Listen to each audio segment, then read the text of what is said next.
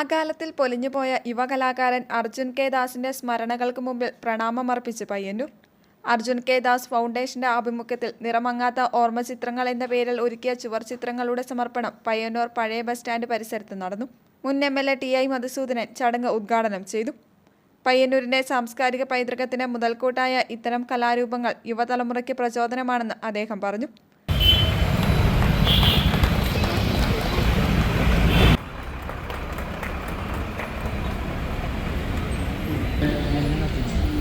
സൂചിപ്പിച്ചതുപോലെ അർജുൻ കെ ദാസിൻ്റെ അമ്മ രണ്ടുപേരും അച്ഛനും അമ്മയും വ്യക്തിപരമായി ഞങ്ങളെ പോലുള്ളവർക്ക് കുറേ ബന്ധങ്ങളുള്ള ഒരു കുടുംബവും.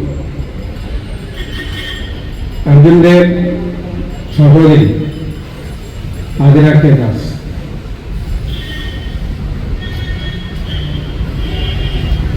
എൻ്റെ വീട്ടിലെ ഒരു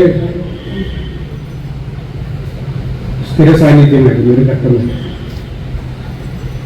കളി പറന്ന് ചെന്നൈയിലേക്കൊക്കെ പറന്ന്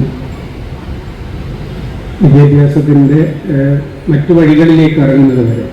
കാരണം എൻ്റെ മകളുടെ സഹപാഠിയായി പഠിച്ചു വന്നിട്ടുള്ളവരാണ് രണ്ടുപേരും. ഏറ്റവും നല്ല കളിയിൽ ഒന്നായി സഞ്ചരിച്ചുകൊണ്ടിരുന്നവരാണ്. പയ്യന്നൂർ നഗരസഭാ ചെയർമാൻ സരിൻ ശശി അധ്യക്ഷത വഹിച്ചു. സിനിമാതാരം PP കുഞ്ഞികൃഷ്ണൻ മുഖ്യാതിഥിയായിരുന്നു. കൂടി ഈ പരിപാടിയിൽ പങ്കെടുത്ത മുഴുവൻ ആളുകളെയും അഭിവാദ്യം ചെയ്യുന്നു. കൂടുതലൊന്നും ഈ അവസരത്തിൽ സംസാരിക്കുന്നില്ല. വളരെ വിശദമായി തന്നെ മധുവേട്ടൻ കാര്യങ്ങൾ സംസാരിച്ചിട്ടുണ്ട്. ഇതിന് നൽകിയിട്ടുള്ള പേര് അർജുൻ കെ ദാസ് നിറം മങ്ങാത്ത ഓർമ്മചിത്രങ്ങൾ എന്നാണ്. ആ നിറം മങ്ങാത്ത ഓർമ്മചിത്രങ്ങൾ നമുക്കെപ്പം നമ്മുടെ മനസ്സിലും സൂക്ഷിക്കാം.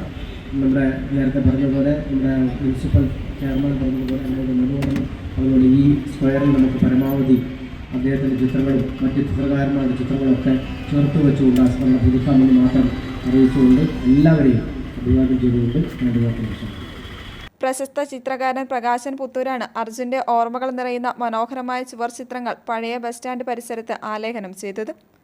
ചടങ്ങിൽ പ്രശസ്ത ചിത്രകാരൻ ABN ജോസഫ്, ശില്പി ഉണ്ണി കാനായി തുടങ്ങിയ പ്രമുഖർ പങ്കെടുത്തു. ചടങ്ങിൽ വെച്ച് അജിത് ചെറുവത്തൂർ തയ്യാറാക്കിയ അർജുൻ്റെ ചിത്രം മാതാവ് കരുണാദാസ് ഏറ്റുവാങ്ങി. രോഹിത് കണ്ണൻ സ്വാഗതവും ബാലൻ മാസ്റ്റർ പടിയൂർ നന്ദിയും പറഞ്ഞു. അർജുൻ്റെ കലാജീവിതത്തെയും സ്വപ്നങ്ങളെയും ഓർമ്മിപ്പിക്കുന്ന ചുവർ ചിത്രങ്ങൾ കാണാൻ നിരവധി പേരാണ് ചടങ്ങിലെത്തിയത്.